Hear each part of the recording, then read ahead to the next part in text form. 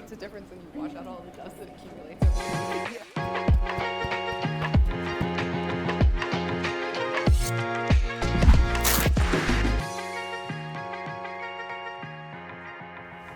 Welcome to D2 Bites, a show where our guest and I serve up quick conversations over snacks. My guest today, copywriter and content specialist, Kenny Kudzma. Hey, how's it going? And we're talking about content. So I have a background in content creation. Sometimes when I'm writing a piece of content for a client, I will walk away from it as this unintentional expert. So I'm wondering if that's ever happened to you and what the topic has been. Yeah, honestly, I feel like just given sort of the nature of our work and the nature of sort of the clients we have, that kind of happens to me a lot. Because, we deal with a lot of healthcare and medical devices. I'm not a doctor or I'm not a surgeon.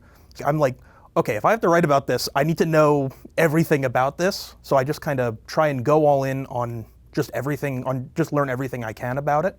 And so just kind of, I sort of walk away at the end just knowing a lot of weird things about just different surgical tools that that probably a normal person shouldn't know that much about. Right, exactly. Like, oh, well, why does it have this kind of design on it? It's actually for this reason. Like, yeah, there's exactly. very specific things that you learn about. Mm-hmm. It's actually affected a few dentist visits personally. Walk me through your writing setup. Do you listen to a podcast? Are you a music person? No lyrics, instrumental, complete silence? What's your setup? It kind of varies on what I'm doing. Sometimes it's complete silence, but sometimes, I like to break it up with a little bit of music. The one thing, I just can't have anything with lyrics. Like if someone else like talking in my ear is just kind of like, there's no way I can really focus on writing when that happens. Yeah, so you're more instrumental, like more like classical or? Yeah, kind of like jazz music. I'll listen to, beat tapes or sometimes, and it's kind of a nerdy thing to say, but sometimes video game music. I was just gonna say that. I listen to video game music too. It's designed to keep you moving and motivated and going, so that makes sense. Yeah. How do you handle writer's blocks or creative slumps? How do you push through it? The weird thing is, a lot of times I feel like the way you actually get through them is not pushing through them.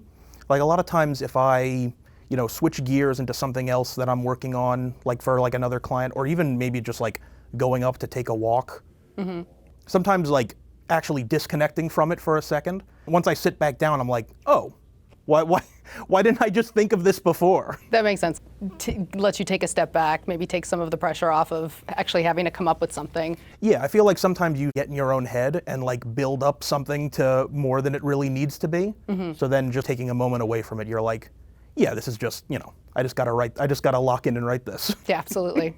With all of our different clients, there can be a big shift in what they're offering, what they're saying, their tone of voice. So how do you handle shifting from project to project? So it's kind of a process. It's there's a little bit of trial and error to it, but I mean, a lot of times when someone comes to us for writing, it's not like I'm really writing exactly from scratch.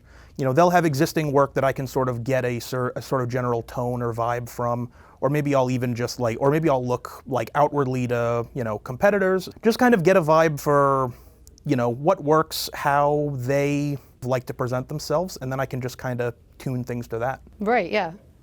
And you've been at D2 for almost 5 years now, and I'm wondering what you think has been the biggest change of when you started here with copywriting, content creation versus now. Biggest change is hard to say, but I think the thing is the way people communicate online and the things that work are just sort of like in flux a lot. So I guess the biggest change is sort of keeping up with all of the changes that happen.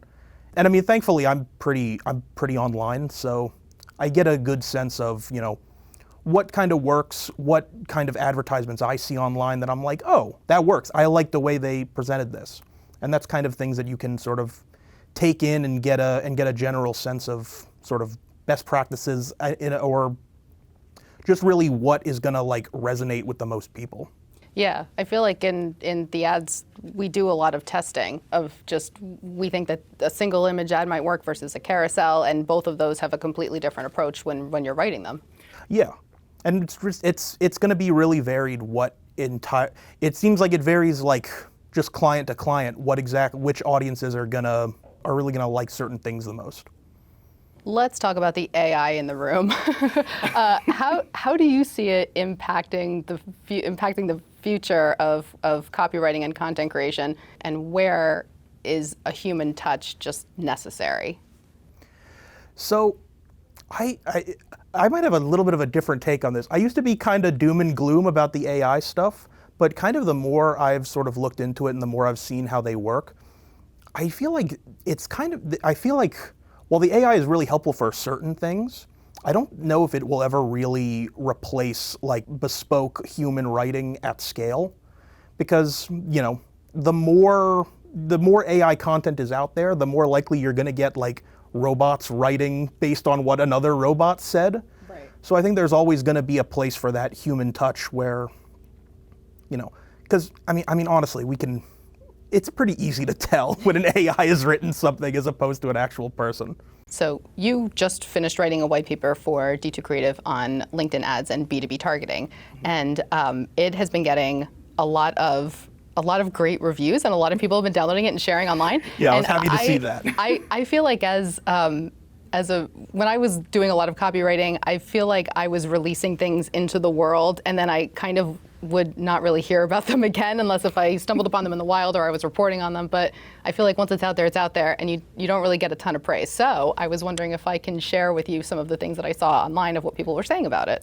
Oh, all right. As long as it's not too flattering, because it's going to go right to my head. It's going to go to your head. So the first, an absolute must-read for any B2B marketer looking to maximize their potential of their LinkedIn advertising efforts. The insights are practical, the advice is actionable, and the results can be game-changing.